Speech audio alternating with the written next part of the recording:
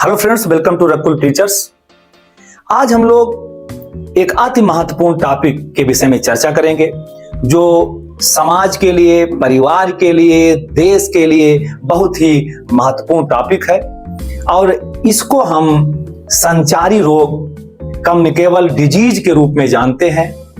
इस पर भारत सरकार, उत्तर प्रदेश सरकार लगातार कई वर्षों से इस पर अवेयरनेस फैलाने का कार्य कर रही है, जागरूकता फैलाने का कार्य कर रही है।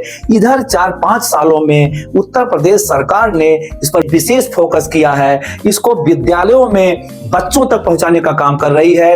ग्राम पंचायतों में पंचायती राज व्यवस्था के अंतर्गत क्षेत्र पंचायत स्तर पर हर स्तर पर इसको प्रचारित करने का काम कर रही है, अवेयरनेस फैलाने का काम कर रही है, जिससे लोग अवेयर्ड हो और इस महामारी से बचें। इस उद्देश्य से आज हम लोगों ने इस टॉपिक को चुना है। यह वास्तव में एक जन कल्याणकारी टॉपिक होगा, तो हमारी और आपकी यह महत्वपूर्ण भूमिका होगी, इसको जन जन तक फैलाएं। तो आइए हम लोग समझते हैं कि वास्तव में संचारी रोग है क्या, ये कैसे फैलता है, इसके बचाव के कारण क्या है, इसके लक्षण क्या हैं, हम कौन कौन से उपाय करें कि हम लोग इससे बच सकें। कम से कम दवाओं का प्रयोग हो, जो चूंकि जानते हैं दवाएं कितना नुकसानदेह होती है हमारे शरीर के लिए, और चूंकि जब कोई समस्या आ जाती है तो दवाई हमको करनी ही पड़ती है। तो हम अवेयरनेस के अंतर्गत उस संकट से बचने का इसमें प्रयास करेंगे। सबसे पहले हम संचारी रोग को समझने का प्रयास करते हैं। संचारी रोग इसको संक्रामक रोग भी कहा जाता है।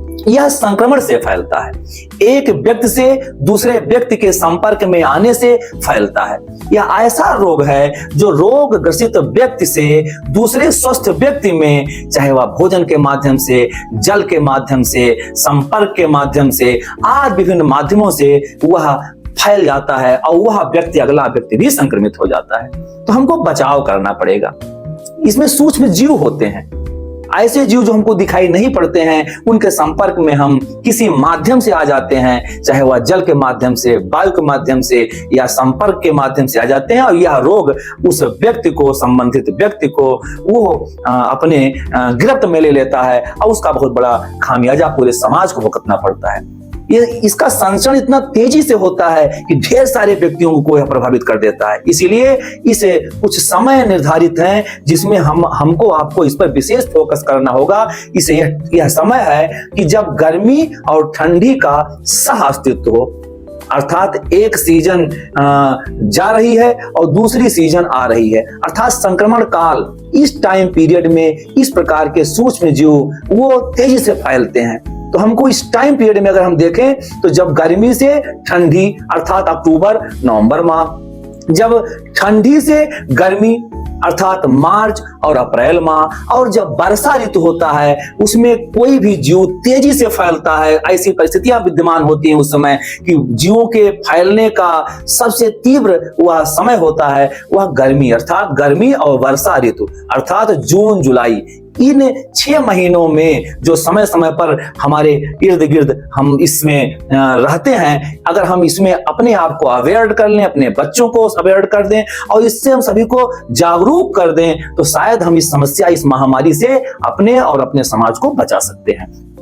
ये 4 प्रकार के जीव होते हैं, अर्थात संचारी रोग 4 प्रकार से फैलते हैं। एक तो फैलाने वाले कारण हैं, एक वायरस, बैक्टीरिया, कवक और प्रोटोजोआ।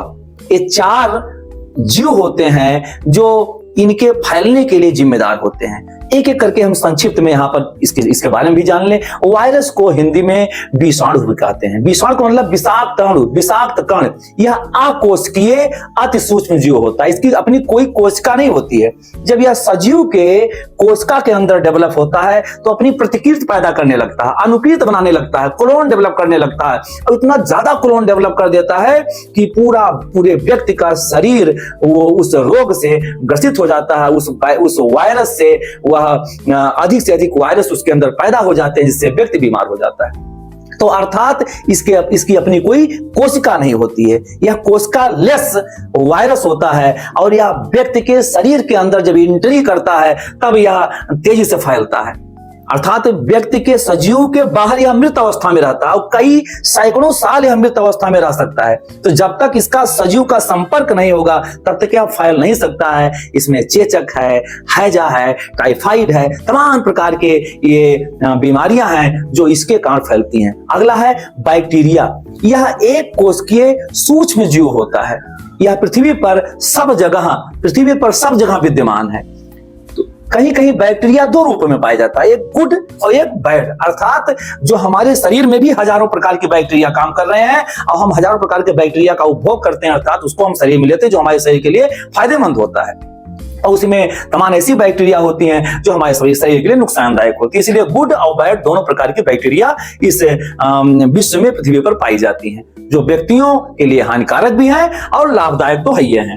तो ये बैक्टीरिया हमारे शरीर के अंदर आते सूक्ष्म जीव के रूप में प्रवेश कर जाते हैं, चाहे वह छूने से या संपर्क से या किसी भी माध्यम से ये जाकर तमाम रोग के लिए उत्तरदायी होती हैं, चाहे वह प्लेग हो, चाहे वह टिटनेस हो। इसी प्रकार कवक भी एक धागे जैसा दिखने वाला परजीवी जीव है जो त्वचा संबंधी रोग के लिए जिम्मेदार होता है। दांत, खाज, खुजली, इस प्रकार चर्म रोग, विभिन्न प्रकार के रोग ये शरीर में पैदा करता है। एक और जो चौथा है वो प्रोटोजोआ ये भी एकल कोशिकीय जीव है, सूक्ष्म जीव है जो व्यक्तियों के प्रतिरक्षा तंत्र को डिस्टर्ब कर देता है, नष्ट कर देता है, अर्थात इम्यून पावर को कम कर देता है, प्रभावित कर देता है। और व्यक्ति वो पेचिस, वो फीता क्रीम, ये तमाम प्रकार की बीमारियों से व्यक्ति बीमार हो जाता है, परेशान हो जाता है। तो ये 4 ऐसे रीजन हैं जो संचारी रोग के कारण बनते हैं।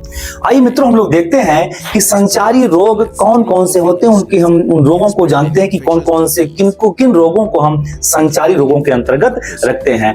वायरल फीवर, मलेरिया, टाइफाइड, चेचक, डेंगू, हैजा, प्लेग, खसरा, tetanus, AIDS, HIV, polio, swine flu, corona जिसको कोविड-19 के नाम से भी जानते हैं, टीबी, बर्ड फ्लू, चिकनगुनिया, कुष्ठ रोग, जापानी encephalitis, hepatitis A, hepatitis B, hepatitis C, ये ढेर सारे ऐसे रोग हैं जिनको हम संचारी रोगों के अंतर्गत रखते हैं।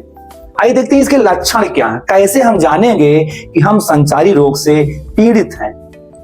व्यक्ति को बुखार आता है, कहीं कहीं दिमागी बुखार आता है, जुकाम, खांसी, उल्टी, दस्त, इसको हम लूज मोशन भी कहते हैं, सांस लेने में कठिनाई, थकान का अनुभव होना, शरीर में दर्द, जोड़ों में दर्द, कमजोरी, जी मचलाना, त्वचा संबंधी सभी रोग, ये संचारी रोग के लक्षण है। आइए मित्रों, हम ये भी देखते हैं कि संचारी रोग फैलता कैसे है, फैलने के कारण कौन कौन से हैं। तो सबसे महत्वपूर्ण चीज है जल जमाव। अगर आपके घर के आसपास जल जमाव हो रहा है, बरसात के सीजन में तेजी से मच्छर पैदा, इस जल जहां स्थिर स्वच्छ जल में मच्छर पैदा होते हैं, मच्छर का जो लार्वा होता है वह स्वच्छ और स्थिर जल पर वो अपने अंडे देते हैं और तेजी से मच्छर फैलते हैं। तो उस पर हमको पाबंदी लगानी है, अर्थात जो हमारे घर के इर्द गिर्द नाली में, गड्ढे में, अगर कहीं बरसात के समय में छत पर या इर्द गिर्द कहीं अगर प्लास्टिक है, रबड़ है, जहां पर पानी इकट्ठा हो सकता है, उन सबको आप हटा दीजिए। पानी इकट्ठा हमको नहीं होने देना है। अगर कहीं आसपास तालाब है या गड्ढा है या कहीं नापदान है, वहां पर हमको कीटनाशकों का छिड़काव करना चाहिए या हमको मिट्टी तेल या ऐसा कोई आयल जो इसके लिए उपयुक्त हो उसको हमको छिड़कना, मतलब पानी हमको किसी भी कीमत पर रुकने नहीं देना है। मादा याना फ्लीज, मच्छर बहुत घातक है, अर्थात मच्छरों से हमको बचाव करना है। फैलने कारणों में मच्छर बहुत नंबर 1 पर मच्छर आते हैं। मक्खियां भी इस रोग को तेजी से फैलाती हैं। संक्रमित व्यक्ति के संपर्क में रहने पर यह रोग तेजी से फैलता है। संक्रमित व्यक्ति के खांसने, छींकने और उसके संपर्क में यदि आप आते हैं तो तेजी से यह रोग फैलता है। रोगी व्यक्ति द्वारा अगर कोई वस्तु छू ली गई है तो उसका उपयोग नहीं करना चाहिए, अर्थात उसके उपयोग से भी यह रोग फैलता है। दूषित भोजन, दूषित पानी, इनका सेवन करने से भी ये रोग फैलता है। विटामिन ए की कमी से, विटामिन डी की कमी से भी ये रोग फैलता है। इसलिए हमको भीड़ भाड़ से बचना चाहिए। जब ये सीजन चल रहा हो, इस रोग का तेजी से फैलाव हो रहा हो, उस समय हमको भीड़ से बिल्कुल बचना चाहिए। कभी कभी असुरक्षित चिकित्सीय पद्धति, संक्रमित सुई का प्रयोग कर दिया गया, संक्रमित सिरिंज के प्रयोग से भी यह रोग फैल जाता है। और वीकेंड इम्यून सिस्टम, अगर आपके शरीर की प्रतिरोधक क्षमता कम हो गई है, तब भी आप तमाम रोगों से पीड़ित हो सकते हैं। और जितनी भी डिजीज हैं, अगर आपके शरीर के अंदर जो रोगों से लड़ने की क्षमता है, इम्यून पावर है, अगर ये डिस्टर्ब हो जाती है, तो वैसे ही तमाम रोग जो आपके इर्द गिर्द हैं, उससे आप ग्रसित हो सकते हैं। तो इस प्रकार हम लोग फैलने के कारणों पर भी उसको भी हम समझ सकते हैं। आइए मित्रों, हम लोग देखते हैं कि संचारी रोग के बचाव के उपाय, कैसे हम इससे बच सकते हैं। तो हमने चर्चा ही कर दिया है कि हमको पानी के जल जमाव को हमको रोकना है। ढकी हुई नालियां होनी चाहिए, नालियों को हमको ढकना है। स्वच्छता और सफाई का हमको विशेष ध्यान देना है। मच्छरों पर हमको रोकथाम लगाना है। मच्छरदानी का हमको अधिकतम प्रयोग करना है। शुद्ध पेयजल, स्वच्छ और ताजा भोजन का हमको प्रयोग करना है।